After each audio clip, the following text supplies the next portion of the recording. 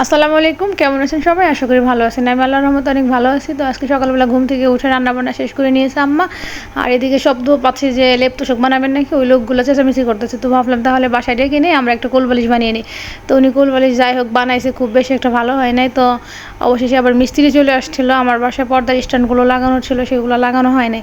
তো সেগুলো লাগাচ্ছে। আর সে বলতেছিল তাকে যেন চা করে খাওয়াই, আজকে দুপুরের জন্য লাঞ্চ করে খাওয়াই। তো আমি বলছি ঠিক আছে, খাবে, সবই খাবে। তো আবার আম্মাকে বলতেছে যে আম্মা আপনি একটু ধরেন, আপনি ধরলে আমার একটু কাজের সুবিধা হয়।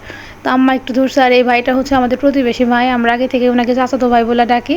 তো এদিকে আবার বিকেল হয়ে গেছে, তো আমরা চিন্তা করতেছি যে আমরা একটু বাইরে যাব, বাইরে থেকে যাই একটা মানে কিচেন র্যাক বলে যেটাকে, খাবার রাখার জন্য। তো সেটা কিনতে যাবো, আর সেটা কেনার জন্য ওই মিস্ত্রি ভাইয়ের দোকানে যাচ্ছি, কারণ ওনার দোকান আছে বাজারে।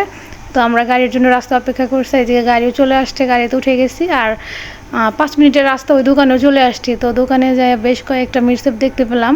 তো দেখার পরে কেবল মনে হচ্ছিলো কোনটা নেব। তো অবশ্যই যাই হোক, প্রথমে যে লাল কালারটা ছিল ওইটাই আমাদের ভালো লাগছে সবগুলোর মধ্যে থেকে। তো এই লাল কালারটা ফাইনালি নিয়ে নিছি। তো নেওয়ার পরে আমরা আবার ওনাকে বললাম যে আপনি গাড়িতে করে বাসায় পাঠিয়ে দেন। তো আমরা আবার বাসায় চলে আসলাম। তো বাসায় আসার পরে ফাইনালি এটা দিয়ে দিলাম কিচেন রুমে। তো দেখেন কেমন হয়েছে। আজকের ভিডিওটা এখানে শেষ করছি। সবাই ভালো থাকবেন, সুস্থ থাকবেন, আল্লাহ হাফিজ।